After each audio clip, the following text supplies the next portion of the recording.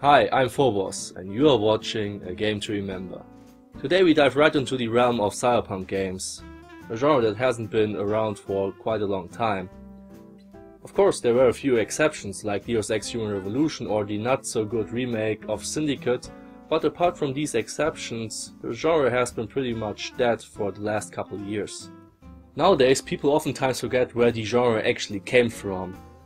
Sure, there are few origin stories on cyberpunk games, and I don't claim to be an expert on anything of that, but what I do know is this: Shadowrun used to be one of its prodigies, first as a pen and paper game, and later on as a Sega Genesis and Super Nintendo game. And since a lot of people probably don't remember Shadowrun or are not familiar with the franchise, let me put it as blunt as it can get. What is Shadowrun? It's basically elves and orcs with machine guns. About 40 years into the future from now. Oh yeah. Shadowrun merged the classic fantasy realm of elves, dwarves and orcs with more futuristic elements like matrix hackers, and to me that's an instant win. However, as someone who never played any pen and paper game and were not familiar with Dungeons & Dragons at the time, I had no clue what Shadowrun is all about. I stumbled upon the game by freak accident in '95, and I remember seeing the cover for the first time and thinking to myself, what the fuck is this? For a SNES game, Shadowrun was pretty mature for its time, especially if you consider the whole vibe and atmosphere of the game. As a little kid, I couldn't even start to grasp the awesomeness of this game, but as a young teenager, I could understand more and more what this whole universe was all about. And I remembered back then that I got stuck in the Caryards pretty fast. There you would meet the king and he would ask for money in order for you to leave the place. So what would you do? How about fighting in an arena? This is how I remember the first hours of Shadowrun. Enjoy.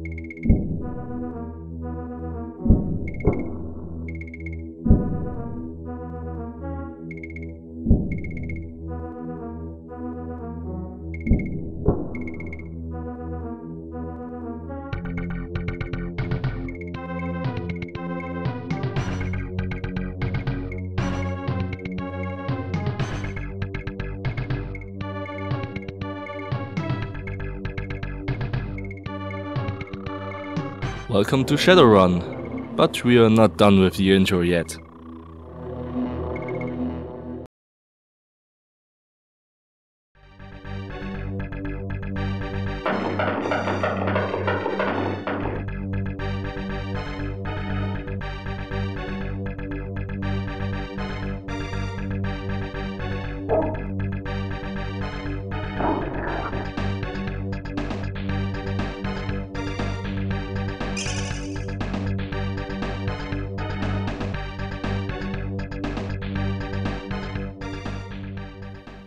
Now we're done.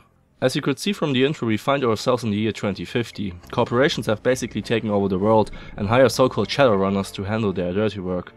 The guy that was actually gunned down in the intro was you, Jake. After being brought to the morgue, you suddenly wake up without any memory. Isn't that nice?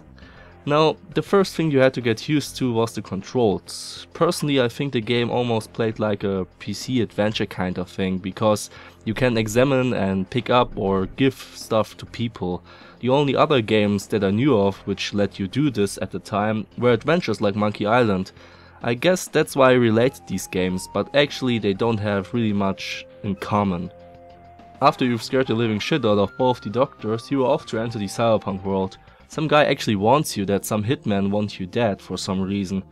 At the time I really wondered why everyone wanted Jake dead. It's not like you know what Jake did prior to his so-called death, but well, never mind. The conversation doesn't hold up long, he runs off and you have no clue what to do. So why not follow him? You see him run into an underground passage where he basically gets shot himself. And that's your chance to acquire your first gun and kill that stupid orc who wants to get a hold of you.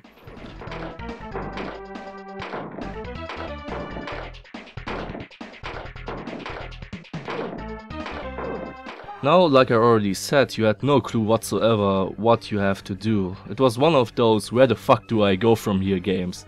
Back in the day, games used to be like this more often than not. You had little to no clues and were basically on your own to explore and find out what to do. In this case, I really like the approach because your character just lost all of his memories, so you as a player are not supposed to know anything at all. It's just fair. But as a young kid, though, this concept was almost not playable to me. I remember getting stuck not long ago from the start and basically said, fuck this, I'm gonna play some Street Fighter instead. A little while later, I would come back to the game again with my brother, who was able to get the whole concept of exploring and figuring out what to do better than I was able to back then. It was then when I realized that this game was no run and gun action game like Contra or anything like that. It was a true fully fledged RPG experience. Together we were able to solve the first part of the game, in which you basically have to get into a nightclub to meet someone called Glutman. To do that, you need to trigger certain keywords from characters. Once you've achieved that, you could ask other characters about these topics and oftentimes receive an important answer. Other characters will just give you a cookie cutter answer though. Believe me, this was a really huge time sink because you never knew if you could miss something, so you would ask for any single keyword you've acquired so far. So somebody at the bar would tell you about a concert and how you almost got some tickets from a guy called Grinder who was recently killed. From there you had to get on fake police badge and put on some shades that you can find in your apartment. Really, I had to laugh at this quite a lot back then, and I still consider it somehow funny, because the shades and the badge are basically to prevent the doctors from recognizing you. Remember the walking corpse? Have you ever not recognized someone because he was wearing shades? The most ridiculous fact is that one of them even acknowledges the fact that you're wearing shades inside a building. Well, never mind, he hands over the Grinder file in which you can find the tickets to the club. Finally, after so much back and forth and talking to people, we were able to enter that said club. Awesome troll bouncer, by the way. Another aspect of the game that I always loved was the soundtrack. It was simply perfectly arranged for this kind of game, and I would tend to say that it's one of my favorite game soundtracks for the SNES. And that is one hell of an accomplishment considering that there are so many awesome ones. Give it a listen.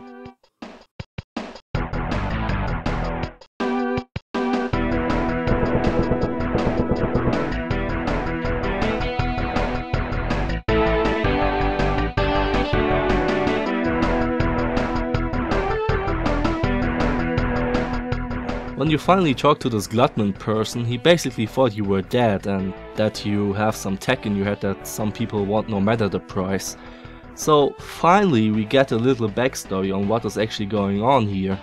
However, I wonder, if they want this tech so badly, why didn't they get a hold of it in the first place when they gunned down Jake the first time? Or do they just want to get rid of the information by killing the person? That one is pretty much in the dark, but this Glutman person guarantees to bring you to someplace safe. At this point, my brother and I were just relieved that we are finally going to see something else than the first part of the game. While recording this footage though, I played through the first part in about half an hour. I would say about half an hour.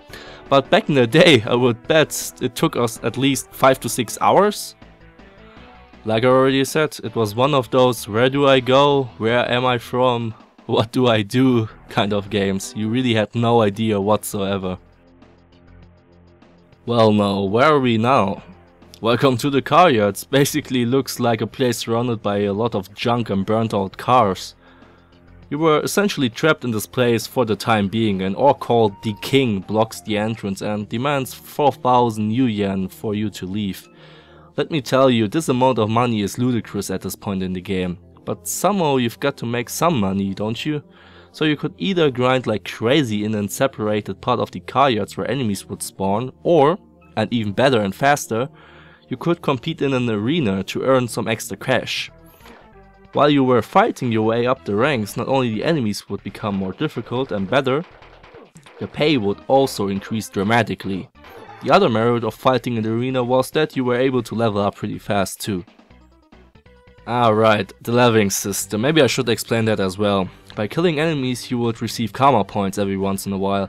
These karma points could be used to either increase your stats, like body, which is essentially your HP, or your skills like firearms or how you handle computers. Later on in the game you would also get the chance to improve magic spells, and the more you level up, the more karma points you would need in order to increase your stats or your skills. So it made sense to pile these up every once in a while. After only a few fights, you would have enough money to pay the king and take your leave of the Caryards. However, even back then it crossed our mind that there's gotta be another way to get out of there. And as it turns out, yeah, there is, by fighting the king. Let me tell you, you won't believe how often we've actually died trying to get rid of that king. Quite obvious that he was too strong for us for now. However, at the time we were wrong. There is a way to defeat the king early on in the game. Of course you will have to have some points in firearms and additional HP, but you don't need to be a super soldier to defeat him. There are far more difficult enemies than the king in the arena, and some enemies even to this day seem almost invincible for the time being, but believe me, the arena is completely doable. So what you wanted to do in order to defeat the king early on in the game is walk right off the circle in the beginning. The biggest mistake that a lot of people do in the arena is just stand their ground and keep shooting the enemies. In the beginning that might work, but with enemies later on that just gets you killed really quick. Notice the pattern for the king. He always walks back and forth between the fight circle and your place. You can use this off time to either inflict damage while he is moving or to heal yourself while he is walking away from you. If you need slap patches in order to heal yourself, the kid near the entrance sells them for 100 Nuium if you ask with the keyword heal.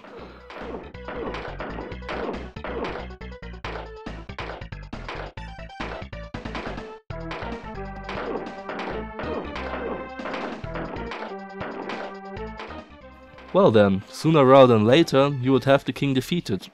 You would receive a nice 3000 Yuan cash out and were off to leave the Caryards without the stupid 4000 Yuan fee. It was then when you could finally explore much more of the world, buy new weapons or armor, and visit street dogs for instance, which could access your head computer. Remember? Bloodman said something about really valuable tech in your head. What is this stuff about? However, the encounter with the street dogs is another story. And that's all I got for you today. Thank you very much for watching this episode of A Game to Remember. As always, don't forget to favorite, comment, subscribe and like if you want to. And I will see you guys next time. Take care, have a good one and goodbye.